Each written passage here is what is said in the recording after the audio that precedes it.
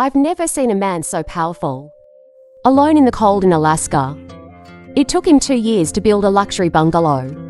The inside 7 is amazing. You can even see the beautiful lights at night. This 60-year-old John is a native Alaska native. To give a gift to my favorite nephew, he decided to build a luxury wooden villa. Because Alaska is winter all year round, so you've got to hire someone to do the foundation first. Urgent work. Now we're clearing the snow from above. It took John 2.5 hours to clean it all up. Fortunately, he had a waterproof tarpaulin before, so the foundation doesn't get worn away by the melting snow. To work more smoothly, John built a desk for himself, put pre-purchased wood on it, then sharpened the label on one side and carved out the groove. Because the climate here is always cold, so there's a strip in the wall, rubber airtight to keep heat 07 escape. Then, John drilled round holes in the wall and used nails, long fixed firmly. That way, the wall is solid. Even though I've lived here my whole life, but working long, the cold outside made my body tired. So tired that he brought the old fireplace in Ra's house. That way people are warmer. Building a wall is not difficult, but John always take the spirit seriously in construction. Handle each detail carefully. When he was tired, he took a break and made a pot of hot coffee, just sipping and watching the snow fall. It also makes the heavy work less heavy. As the walls get higher and higher, woodworking is more labor-intensive. He borrowed your scaffolding. Thanks to the tools, the speed of construction is accelerated. Soon the wall was finished. To the door frame, John has his own way. He used a yardstick and cut it. It's a very simple door. Next is the roof. He used an excavator to put a horizontal light on the wall, put more wood on both sides. Then fix more plank to make the plane. Then put the wood on top. This makes it easier to roof. The planks on the horizontal floor are not useless. John put a window on it and cut out the leftovers. Keep putting the wood over there to form a declinated roof, so that the roof window is not hidden. When the main frame was finished, he put the wood in the gap, cutting off the residue of the roof frame. The trees around the house are standing in the way. John had to cut it down so he could build a balcony. Because the balcony barge is ready, so now just brush the waterproof layer. Fix the outer color corrugated sheet. Install more side panels, put beams, and then paving wood is finished. One side balcony. It's easier to do the same. A balcony without a roof is not good. John wood cutting forming machine, but the surface is rough, so use a grinder for smooth. He made a hole in the eaves. Mortise at the top of the column to install the roof frame. Because the wood wasn't long enough, he splices by cutting the shape, and then stack the wood apart to fix it. Finally, connect the roof to the roof. Then he made the tile. But first, we have to frame the bone to aerate and hold the tile, certainly safer. John also completed many small details. Cut off the excess wood. Beautiful shape so that the outside of the wooden house looks harmonious. The wood sticks out of the wall. They are also cut together. John also carefully polished the surface. Make the wooden house look like a mirror. It looks nothing more than a work of art. He finally built the roof out of colored corrugated iron. This type of material is fast construction, high strength. Good fire resistance, only the drawback is what is easy. Because of the light weight, less than half a day, he finished the tiling for the roof. When the main part of the house is done, John decided to rest for a few days. A week later, he returned to the cabin in the forest and immediately get to work. Due to the high nails, plus the legs are no longer flexible, the next thing to do is to build stairs. He dug a shallow hole, put 2 wood panels down to avoid subsidence, then draw the stair frame on the wood and cut out the leftovers. Thanks to many years of outdoor carpentry experience, John makes frames very quickly. Even smooth grinding or seams. When putting the frame in the right place, measure the scale and fix it with long nails. Cut off the excess of the baseboard and fill the soil again. The stairs. Then just cut the wood to the right size and fix to the frame. Because the wood is rough for a long time, he sharpened again cleanly. Then John built land can. Planned to do joint with the roof fence. He put the column in the right place, marked the slot size for mounting. Even at the base of the column is cut, thanks to which it is easily fixed. Have experience and the rest of the columns do it quickly. But the weather in summer 7 is usually sunny, suddenly pouring rain. John had to stop.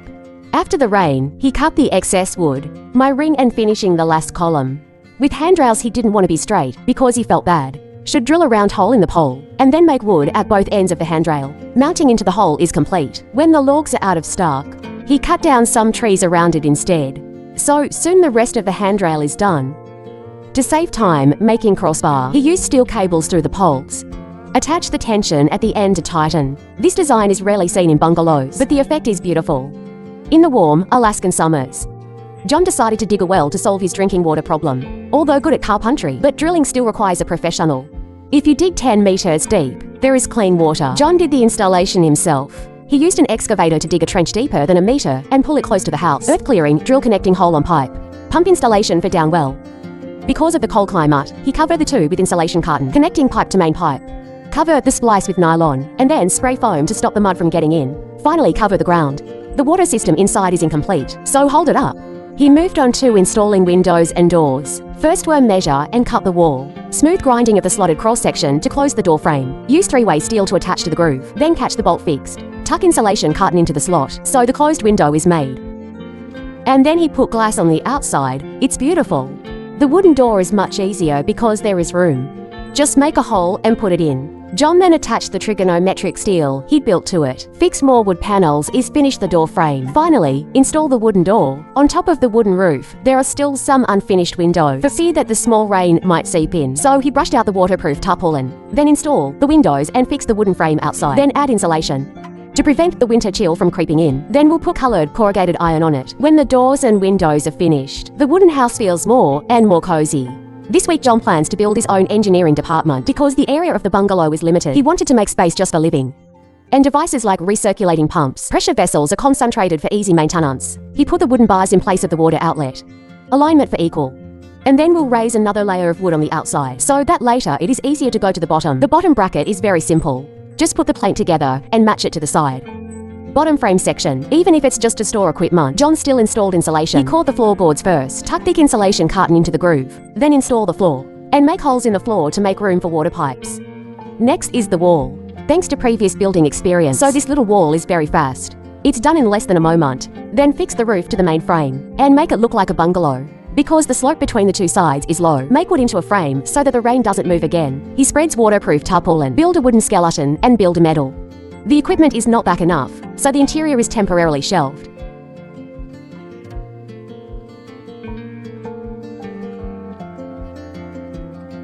When there is running water, electricity becomes a problem to be solved. John goes to the secret base. Erect a pole to wire into the cabinet. Proficient movement. You've learned a lot of skills from life outside the forest. When it's done, he takes the system to the bungalow. Installation and waiting for workers to connect to have a warm winter. John installed the heating pipe under the platform, density so the heat radiates evenly. He's going to pour the concrete because the concrete conducts heat evenly for better heating efficiency. If you want to make it before it gets cold, you have to hire a concrete pitcher. When the summit dry, he did it again. Insulation roof, pre-cut insulation carton tucked into the groove. Stretch tarpaulin moisture-proof. Grandson also came to help. Both of you quickly finished.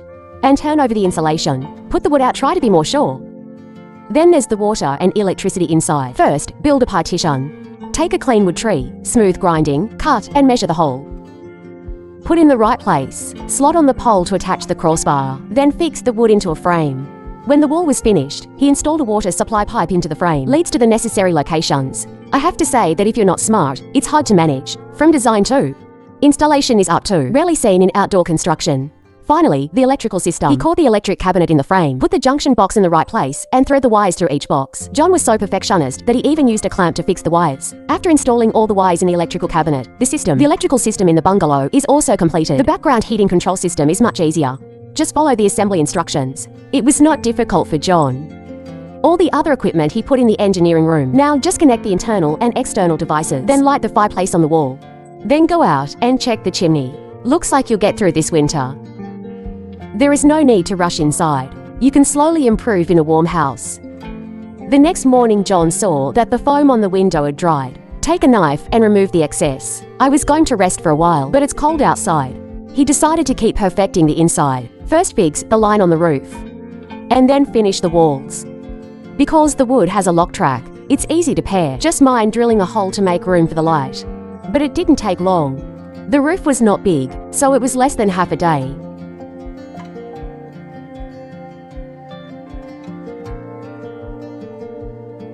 Next is the window.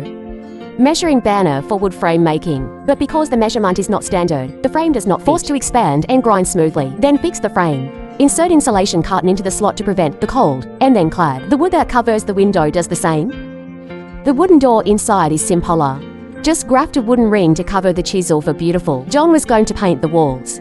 Tomorrow wood board labels left to reserve. Clean up the dust. Clean the walls and spray a clear gloss paint.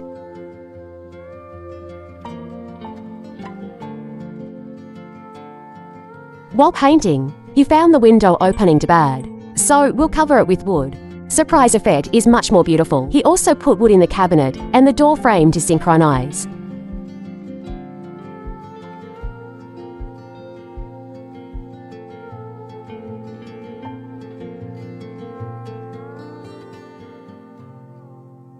When wood walls and ceilings are finished, the cement floor in the house becomes lost. John paid for the flooring and it was worth it. Thanks to the slotted block design, it only takes half a day. Then he built the kitchen. Because it is an open kitchen, I want a cozy decoration. He took the board, draw and cut into a wave-shaped cladding. Plug hole ready and fixed. He even pasted a piece of faux stone decoration to avoid causing discomfort. Should paint milk white again. It looks both beautiful and artistic. The kitchen cabinet is available, but not all should be added wood. And the countertop itself draws the size of the sink. Remove the excess, scan the label glue and scan the part. The rest of the panels, just cut it to the right size and attach it. John designed the closet differently. Put the frame on the wall and put the board. It's simple, it's beautiful, it's not bulky. He even put a cat's eye light on top. The light makes the house more comfortable. The cabin is now comfortable enough to live in. But John wanted to leave it for a while and then move in. If you also have a bungalow like that, how long will you live there?